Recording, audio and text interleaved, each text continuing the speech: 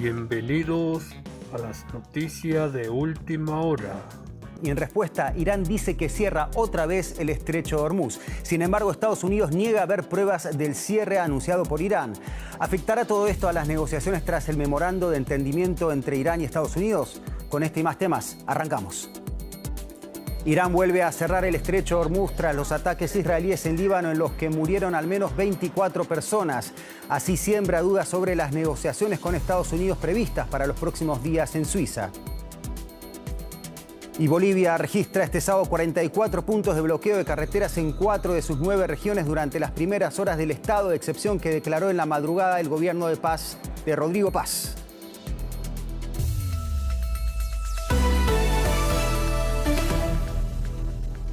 Bienvenidos a DW Noticias, soy Leandro Fest, gracias por elegirnos. Irán anunció el cierre del estrecho de Hormuz al tráfico marítimo, alegando un incumplimiento de los compromisos por parte de Estados Unidos y los continuos ataques israelíes en el sur del Líbano. El tráfico por el estrecho se estaba restableciendo esta semana luego de que Washington y Teherán firmaran un alto el fuego para negociar una paz duradera. Antes la zona había permanecido cerrada durante la guerra entre Irán y Estados Unidos e Israel, lo que provocó escasez y alzas de precios de los combustibles en todo el mundo.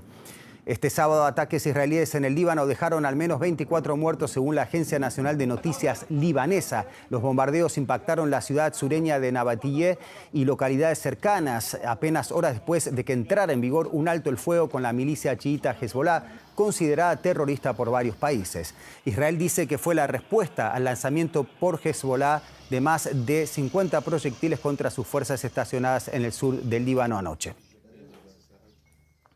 Vamos en busca de respuestas con Jesús Núñez Villaverde, codirector del Instituto de Estudios sobre Conflictos y Acción Humanitaria con sede en Madrid. Jesús, vuelven los ataques en el Líbano, Irán vuelve a cerrar el estrecho de Hormuz y es como si volviéramos eternamente al principio de la historia. ¿Cómo se sale de este círculo vicioso?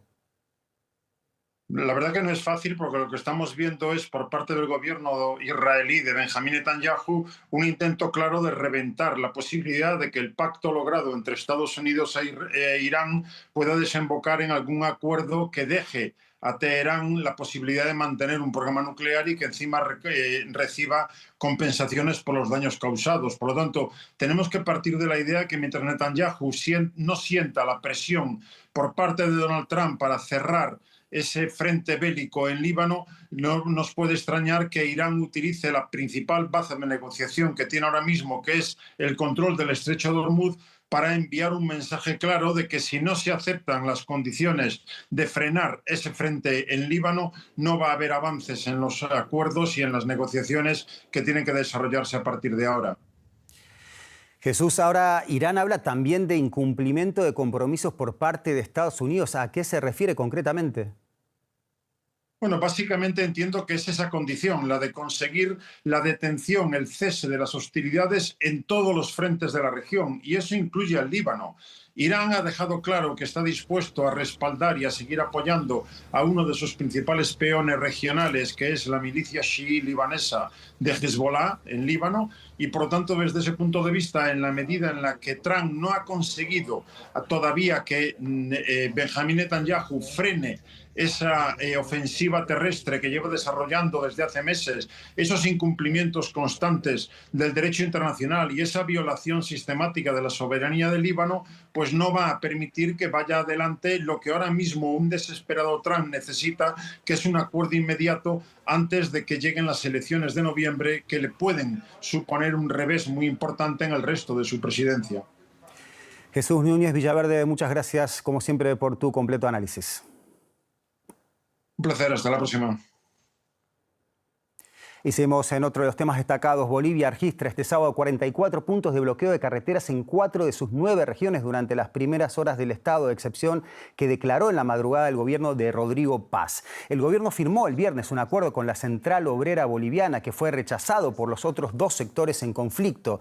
Hablamos de los sindicatos campesinos de los seguidores del expresidente Evo Morales. Los bloqueos de carreteras para exigir la renuncia de Paz comenzaron el 6 de mayo y han ocasionado desabastecimiento de alimentos, combustibles y oxígeno medicinal y han dejado al menos 16 fallecidos, además de pérdidas económicas estimadas en $3.000 millones. Y en la ciudad de La Paz, en Bolivia, está nuestra compañera Tania Frank para traernos, ahí la vemos, los detalles de estas horas convulsas en el país. Tania, gracias por estar con nosotros. Sabemos que se han convocado una sesión parlamentaria extraordinaria en este mismo sábado para tratar el decreto presidencial que declara el estado de excepción en el país. Entiendo que la Asamblea deberá asumir una posición respecto a la decisión adoptada por el Ejecutivo. ¿Puede cambiar en algo la dinámica del conflicto a partir de la postura del Legislativo? Hola Alejandro, sí, dos escenarios actualmente en Bolivia, en la ciudad de La Paz sobre todo, horas después de haberse anunciado el estado de excepción. Por un lado, está un fuerte contingente policial equipado con materiales antimotines respaldados por militares, también además tractores y retroexcavadoras. Comenzaron a desbloquear las principales carreteras del país. Las fuerzas del orden han retirado piedras, palos, tierras para poder habilitar las vías, las cuales llevaban 45 días de bloqueos. Esta situación ha afectado al abastecimiento de alimentos, insumos médicos, combustibles y otros productos básicos de primera necesidad. Alrededor de 14 personas fallecidas. Daba un informe la Defensoría del Pueblo porque no han podido asistir a sus citas médicas. Un impacto económico, según el sector privado, de 2.700 millones de dólares. Y mientras eso sucede en las carreteras de habilitar las vías, el escenario también se debate en la Asamblea Legislativa, que ha sido convocada para tratar el decreto supremo de estado de excepción.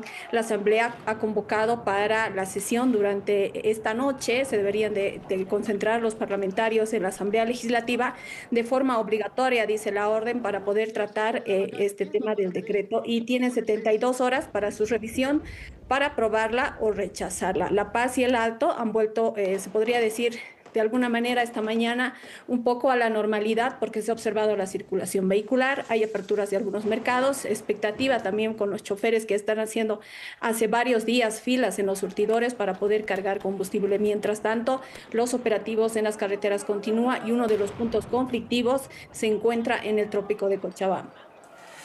Tania Frank, de la ciudad boliviana de La Paz, muchas gracias y ojalá sea hasta una próxima oportunidad. Gracias. Y este sábado es la última jornada de veda electoral antes de la segunda vuelta de las presidenciales el domingo en Colombia.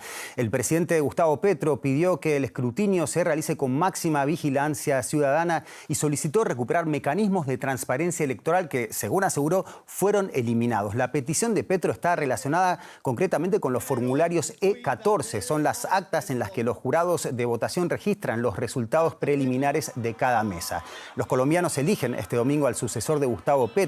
El ultraderechista Abelardo de la Espriella, del movimiento Defensores de la Patria, ganó la primera vuelta y parte como favorito en las encuestas. Se enfrenta al izquierdista Iván Cepeda del pacto histórico Partido de Petro. El ganador asumirá la presidencia de Colombia el próximo 7 de agosto. Y pasamos a otro de los temas principales. El presidente de Ucrania, Volodymyr Zelensky, ha devuelto el sábado a Polonia la medalla de la máxima condecoración que concede ese país.